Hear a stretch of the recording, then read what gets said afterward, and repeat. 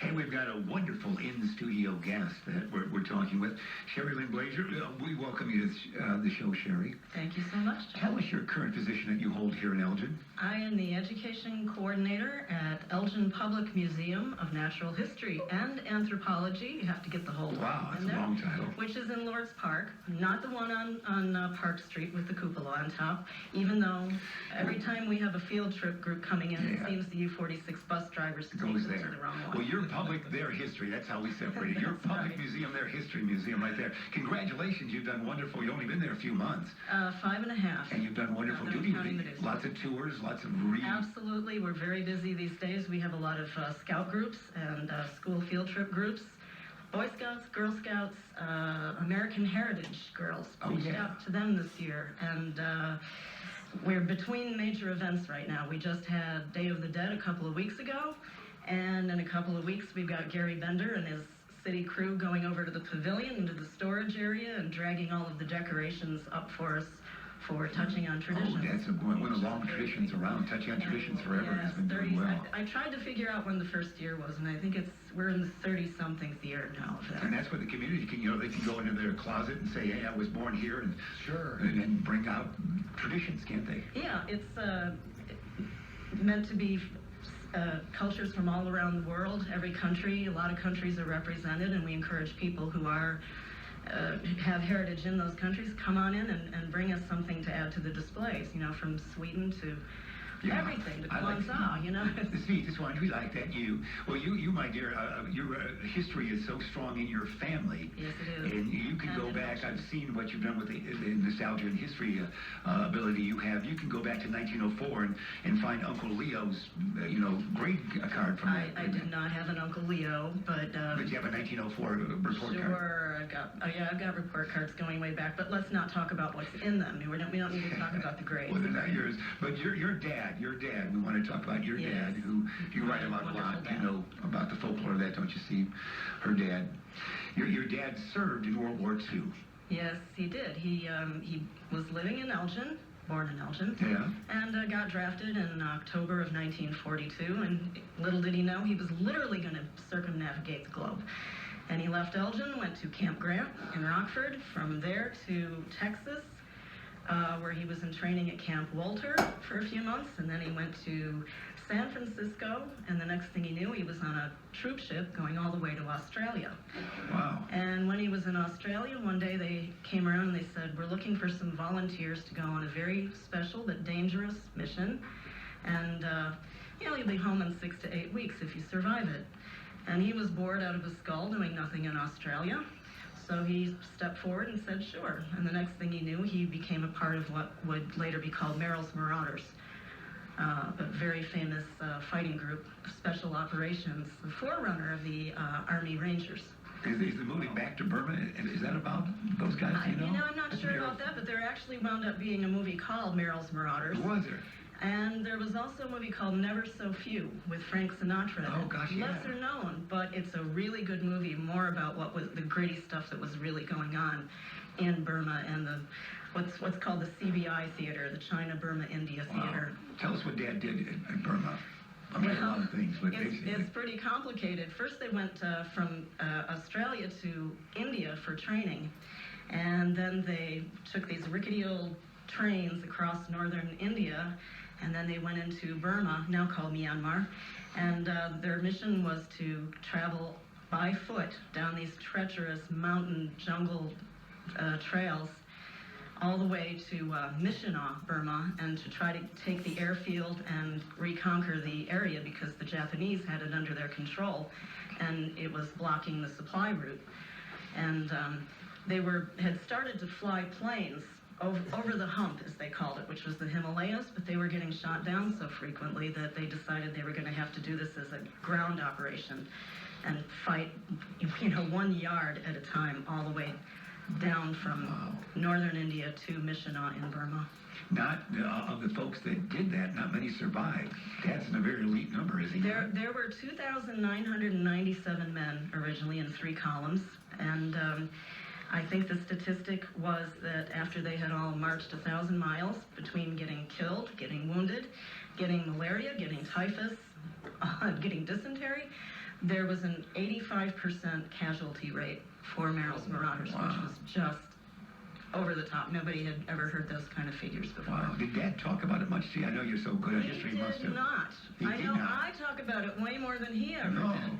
But I've noticed this curious thing that I call marauder-daughter syndrome, because it seems like the daughters of Merrill's Marauders know more about their dad's experiences than the sons. And I think it's probably because maybe we often tend to end up caregivers more than the sons do. Yeah. And so they start to crack. As they get older, they would start to talk more about what they'd been through, and it was just horrific. Was he like you? Did he bring back memorabilia from his time there? Did you have any? Not a lot. I have very little. In fact, what wound up happening was they were just short of getting to Michigan in May 24th, 1944, when he was in a little village called Sharpate, and they had already said, George, you're going home because you've had a fever for so many days. It's time for you to get out of here, and we're almost to the end anyway. And on that day was when he got shot, and in a little ambush situation. Wow. With some Japanese soldiers. And so when he got taken out, literally on a stretcher, by Chinese soldiers who were working with them, through swamps, got him to where there was an evac plane, got him to the airfield at Michigan, which had just been captured, and there was a very famous surgeon named Gordon Seagrave, who was known as the Burma surgeon, and he operated on my father and saved his life. Wow. And then he was sent back to Lido, to a hospital, and he wrote my mother a wonderful letter from there saying, Do you have it?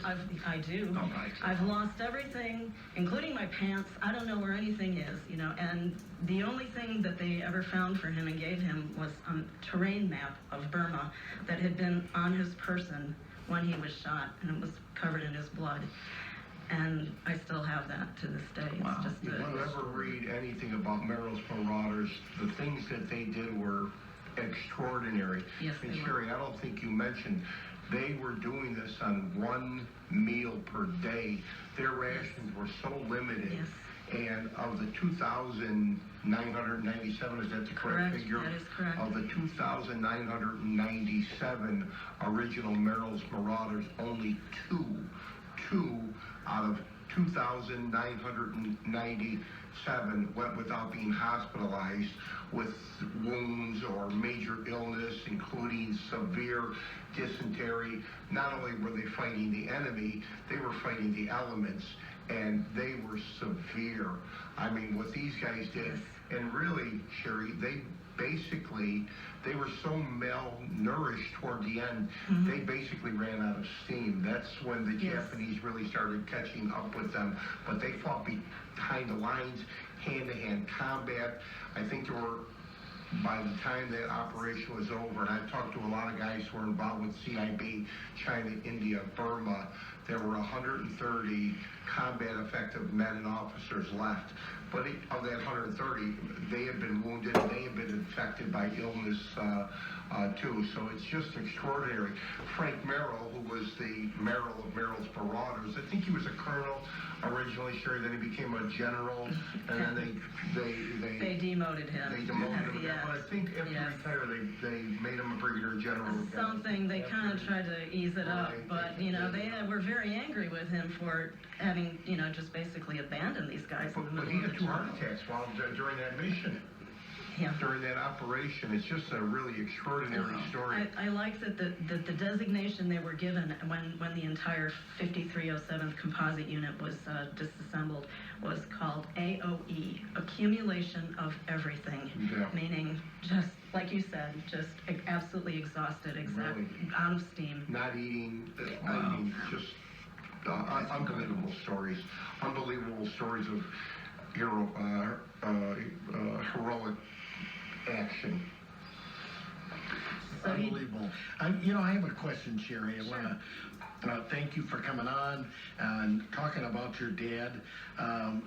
You've heard about when men are in the service in unique groupings like this, that in this case, it's amazing that just about 3,000 started and less than 50 made it back. Out of that 50, did they ever have a reunion? Oh, they had many reunions. I would say there were more than 50 that survived, but through the years, yes, they had reunions. I went to one. Dad only went to one in all those years, and it was like that was enough for him. He'd done it, he'd seen them, he'd rehashed those stories, and then he wanted to go back into that shell again of just not thinking about it. But we went to Cleveland one year. Oh, absolutely. I hear this all the time. There's a Facebook page for descendants of Merrill's Marauders, and you hear this again and again. Dad just didn't want to talk about it. Did you go to Cleveland for that reunion? Yeah, we went to the Cleveland. How long ago was that? 1969, 50 years ago. Wow, you're not even that old, for heaven's sakes. How did you go? That's right. I was in utero or something, I think, maybe. And Sherry, you become a local legend. You're all over the place. You're on Facebook. She's got more history knowledge. Well, and I have a question for Sherry. 5 o'clock in the morning. I love her. You know, First shift Sherry. she's engaged in the community, and she sees a lot of different things. And your dad, Elgin High protege, do you know, was he class of 42? He would have been class of 38, but, you know, that was Depression times, and his family badly needed him because his father, Webster W. Glazier, had been with Elgin's Company E in World War I, and he was severely gassed again and again in the trenches over in France, and so he was really very ill That mustard for gas. the rest of his life. So my father felt the obligation to take care of his family. So he dropped out of Elgin High? He quit school. Yeah. Got it. Well, I was curious because my dad was class of 42, and of course, I read about Sherry and a lot of the things she's doing around town. She obviously, you know, we've cordially met. She knows of some of the things that I was doing, and she showed some compassion and care and thoughtfulness 2.5 months ago when my father passed, and she came to the visitation at Simmons Madison. And I wanted to tell you that I took it upon myself to send a personal thank you out to everyone that came to that. And you were the only one down at the end that I didn't have an address for, so this has been in my car. And it has a picture of my dad on it with a thank you note. So there's Thank your, you. I Well, apologize that it took a little long to get to you. Thank you so much. I have absolute certainty that our fathers must have golfed together many times because my father was practically, you know, Mom would say, shall I just forward your mail to the golf course? Or, Wow. Well, anybody that golfed at Wing Park certainly knew my dad. That's right. And it's such a proud thing for me to go over there and still see his name on a plaque in the clubhouse. Wow, fantastic. It's amazing that record has never been beaten. Amazing. And I don't think it will because, you know, ironically, when he shot the 29 there, the fifth hole was 50 yards longer than it is now. So the course was harder then. And what she's getting, Jeff, tell her what she just was given by me. She's got that fancy car she's driving. You got a car wash. You, the good folks at Britain's Car Wash. Well, thank you so much. It's very nice. That's a great prize. That's the top prize of the day. And the thank you note from Steve. That's very nice. So that's very nice. Thank you. That's so incredible. But so we appreciate Dad's service, no question about that. And you're so good family-wise and keeping these stories alive and knowing these stories because although we didn't talk much, you were able to. I would write down career. Every time he would tell me a little story, I would write it down on whatever was handy. Sometimes it was a paper plate or a paper napkin. Wow. And there came a day when I had a whole file of them. They blew all over the place, and I said, I got to sit right down and put this puzzle together. You had lunch on one of his storyboards, didn't you? Paper plate. So wonderful. You do a great job with that because you're able to go back in time for the family members and back in time for all aspects, and that's and have a lot of keepsakes as well. So congratulations on that. It's a lot of your folklore currently is that historic ability you have to go back. Yes, thank you so much for having me here today. We're delighted to have you here. We sure are. Did we leave any story out? Compelling. It is. It's great. How about other veterans that you are engaged with or know of or stories of or in your life? I was very surprised when I came in here, and I don't know his rank, Officer Acevedo. Yeah. He just a few weeks ago was into the Elgin Public Museum, just doing patrolling, and he came in to tell us that, you know, we got your back. We're watching you. We drive through the park a lot, you know. And so I was surprised to hear today that he had such a background. and He the sat where you're Simmons. sitting before you, so you shared the chair today. Yeah, and just before I came over here, I saw on Facebook that Dan and Joy Simmons are on their way for Yeah. the 3 o'clock hour. You Yeah. need to set your clock back an hour. Yeah.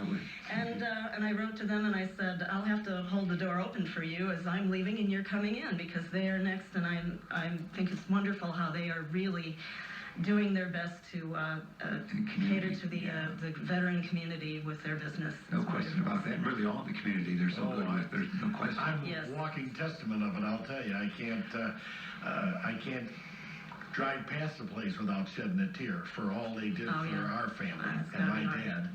And it was something, a wonderful farewell, highly due to all that they did. But we're talking about your engagement, your involvement. Thank you for what you're doing in rejuvenating the Elgin Public Museum. And of course, that's been a staple for years and years, but it's Yes, a quiet indeed. one. It is. A And- lot of people don't know we're there, and we're trying to turn that around and reawaken everyone's knowledge that we exist and we have good stuff to do there. Well, and it's interesting. I read something recently that I never knew. I mean, I remember going there on field trips Yeah. when I was a kid. And of course, I was enamored at that time with the fact that you had a mummy there. And We did? Oh, I didn't know that. Before Nightmare on Chicago Street. before, now, it wasn't a human mummy. It was as small. Oh, But it okay. was a mummified creature of some sort. Hmm. And of course, in those days, there were limited movies on TV, so The Mummy was your favorite? well, it was no. It's it from was Forrest one of- Gully, isn't it? It was one of 5 because that's all there were. Yeah. And the Universal monsters, they were Karis. And but I can remember that was intriguing. And the classic one, the Mummy, is Boris Karloff. He just slides his Yes, foot. he doesn't Boris. speak. He doesn't speak, but he's one of the mummies. I never understood why he was so scary. You could easily run away from him. He couldn't move more See, than... that's why she's so good at museum analyzing. Right. Well, I thought you were going to say the two-headed calf, because that's what Oh, everybody tends to That's remember. the next thing. Yeah. I was about to do that. Didn't But you have what an I exotic? heard recently is that it was this, correct me if I'm wrong, either a wing or a room or a department or an area of the building had never been utilized for years and years and years, or finished even. I don't know. Well, The whole place hasn't I finished. won't be able to get the exact history right, but I know it was built in 1907, and I always say it was built as George P. Lord's man cave because he had all of these specimens of And animals. he that passes away, though, I at just that- imagine his wife said, I don't want this stuff in my house. Build Yeah. yourself a museum. So that's what he did. He wanted this museum built, but he died before it was Yeah. completed in 1907, and then funding kind of got cut, and it sat empty. It was a dog pound for a while. They used it as a storage shed for hay, I think, at one point. And then they finally opened the main part of it as an Audubon bird museum. And then they built on one wing, but then it sat lopsided, very asymmetrical for all those years. And in 2000, they built on the east wing. And so that expanded it. And it also meant that an elevator was put in. So Elevator, now yeah, it's handicap because your accessible. the director at that time needed the elevator. That's right, Nancy Epping. Yeah, so she got that in there. It's great history, and I think with a great chance of rebirth and showcase it as a future as well. I certainly hope so. So We're great. counting on you, my dear. Thank you so much. We got just a couple of minutes left. Did we leave anything out? Any other things we should know about? Oh, Since yeah. you are Elgin, as George Rawlinson said. Do you want to read a commercial since you're here? Sure. Oh, I like it. Catchy. Oh, it's a Steve Thorne. Go ahead, my dear. And of course, what I did happen to catch by her conversation is that her dad's name was George. Yes, see? Yes, indeed. Yeah. All right, here we go. Ready? Yes. Steve Thoren is your local reverse mortgage specialist. The reverse mortgage program has been around now for nearly 30 years. During that time, there have been many changes to the program. It is now referred to as the HECM Loan for Seniors. HECM stands for Home Equity Conversion Mortgage. Steve Thoren, your local reverse mortgage specialist, stands for honesty and integrity. His business reputation is impeccable. Steve can show you how to use your home to stay in your home. He is a certified senior advisor and has been your local reverse mortgage specialist for more than 15 years. Steve has helped hundreds of older Americans with their finances. He has helped them find a more secure financial future. Call Steve Thoren directly at 847-840-7319. He will gladly meet you in the comfort of your own home. That's Steve Thoren, your local reverse mortgage specialist at 847-840-7319. I just got a Sherry, production you're hired. I just got a production alert. Jeff Myers, your job is in jeopardy. Jeff Myers, your job is in jeopardy. You needed admire.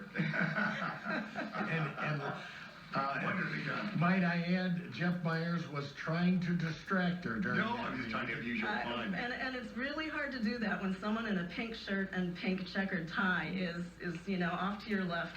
It's radio wear. Okay. That's right. No, it's delighted. Great work. Good job. All right. Well, we've got about a minute and a half. If you think you can do it fast, Dean, go for Here it. we go. Serving America's veterans every day. American Legion Post 57, 820 North Liberty Street in Elgin hosts a variety of activities and events that are open to the public. The American Legion Hall is available for rental for any event. The American Legion serves hot lunches from 11:30 a.m. to 1 p.m. Tuesdays through Fridays. And stop by for the Post weekly family burger and steak night from 5:30 to 7:30 p.m. Thursdays. They have lightning on Thursdays too. It's a game, not a weather condition. Or enjoy the weekly Friday night fish fry from 4 to 7 p.m. It features your choice of haddock, perch, catfish, and shrimp with all the trimmings. Also, if you can yell bingo, the American Legion has another game you'll love.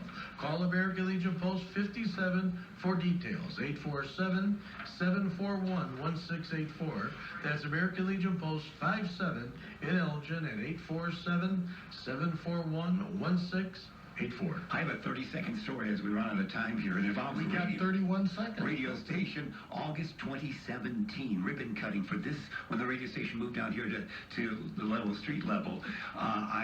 We speak for the first time, do Yes, we not? that's true, We, yeah. she knew we existed, we knew each other existed, but we speak on the outside. Here's the ribbons cut by the folks there. I think Rick Jacobs there. This station is great. He said to everybody he was there as well. That was fun, wasn't it? It was, yes, very much fun. I told myself it's about time I just go and introduce myself to Jeff Myers, and things will start happening in my life that are good, and they did. So It was fun. I Right thank at you. the radio station. So it's happy birthday, WRMN. You bet. That's 70 years for WRMN on the air. Well, that brings us to a close of the third hour